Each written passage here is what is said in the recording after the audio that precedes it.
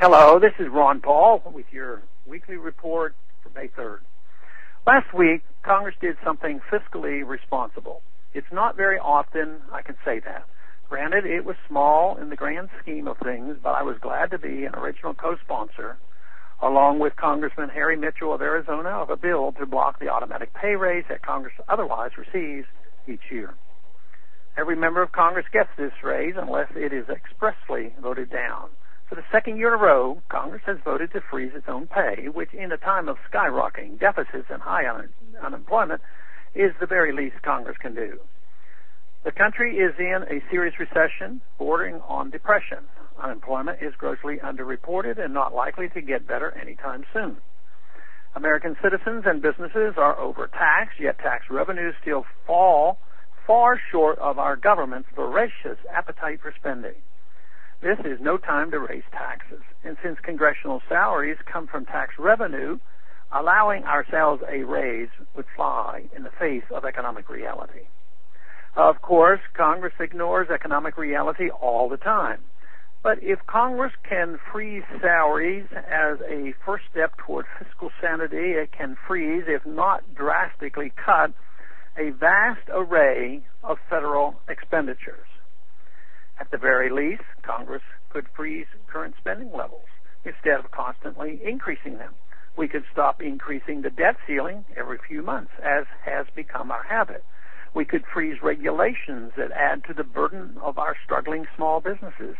We could freeze intrusive bailouts that upset the balance of the market and cost us billions. Billions we could instead use to eliminate the oppressive income tax. We could freeze the money supply and stave off the tsunami of inflation the Fed has been generating for years. Furthermore, we could address the mismanagement and waste in foreign affairs, which adds immensely to our budget. Like entitlements, militarism is expensive. We need to reject sanctions as a precursor to military action and embrace free trade as the most effective method for spreading liberty. After all, as the great economist Frederick Bastiat said, when goods don't cross borders, armies will.